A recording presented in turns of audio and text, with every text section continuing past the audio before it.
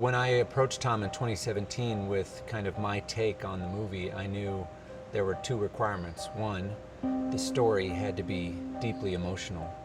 And number two, the film had to be shot practically.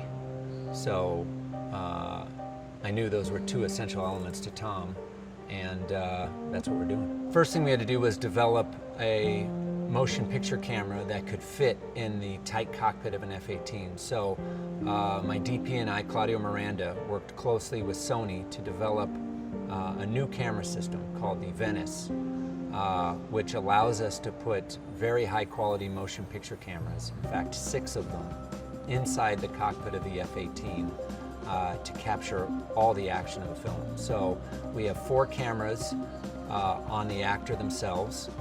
We have a wide angle, a tight, 2 over the shoulders, and then we have 2 cameras pointing forward, capturing the forward view.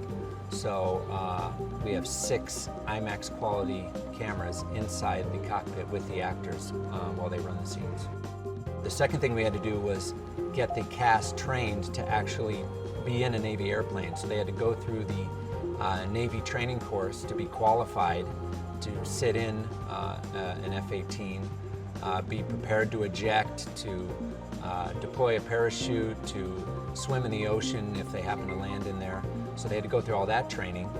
Then Tom created a training program for them that took them from Cessnas, which is kind of a small propeller-driven aircraft, into an aerobatic airplane called an Extra 300, into an L-39, which is a small jet, aerobatic jet, and then eventually getting them into F-18s because they need to have the physical stamina to endure the intense forces on their body while doing some of these maneuvers. This film is a culmination of all of his experience from Top Gun through all the Mission Impossibles. Everything he's learned in making action films for 3 decades has kind of culminated in the making of this film. First of all, we're capturing in a way that no film has ever done before. We are working with the greatest pilots in the world, Top Gun pilots, to actually fly these sequences for us. I've spent hours with these pilots going through the choreography of every scene to make sure that it's technically accurate. Very exciting. We're using tools that no one's used before, including a fighter jet that has a camera mounted on the nose of it to shoot our air-to-air sequences. We're using very high-tech tools, but we're using them in a kind of old-school way. There's no way we could have made this film without the participation of the U.S. Navy. They've been an amazing partner on this film. We've been able to integrate our scenes into their training program so that while they're training the pilots, we're also getting shots for our film. So the partnership has been incredible. We've gotten to go to places that no one's ever seen before, bases that have never been shot on film or people have not even been able to see. We've gone to Whidbey Island, Lemoore Naval Air Station, Fallon, here where we are right now, China Lake, North Island.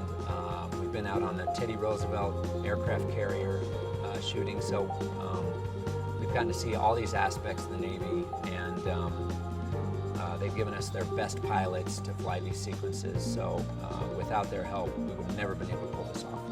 Well, it's all about finding the right story. The first film was a rite of passage story for Maverick, and I felt like this film also needed to be a rite of passage story. Obviously, Maverick's in a different point of his life, but the kind of fundamental relationship in our film is between Maverick and Rooster, played by Miles Teller, who is Goose's son. And to me, the reuniting or reconciliation of these two characters really formed the emotional spine of this story and really gave, I think, all of us the confidence that this was the right story and now was the time to tell it. I mean, to be working with Tom Cruise and Jerry Bruckheimer, both whose films I grew up watching, it's been an incredible honor. I learned so much from both of them every day on set. Couldn't ask for better partners on a film, especially this one. It's been an amazing experience, and I feel very lucky.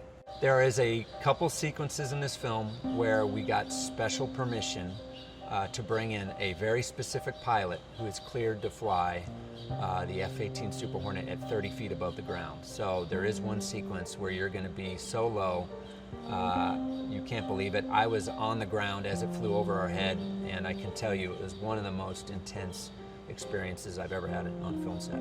I think Maverick, in some ways, is the character that made Tom a superstar. So I think for him, this film holds a very special place in his heart, knowing that it's kind of the film that kicked things off for him, kicked it off to a whole new level. I think that Maverick is very close to Tom's. Maverick and Tom have a lot of similarities in terms of their personality. They're always pushing the envelope and trying to see what they're, always pushing the envelope of what they're capable of, pushing the envelope of the machine or airplane or whatever it is that they're currently in. So it's amazing to see Tom return to that role, put that jacket on, put the sunglasses on, and see him go back into that character. You're going to experience aviation in a way that you've never experienced it before. You're going to be lower, faster, more thrilling. We're really working hard to provide the ultimate big screen experience.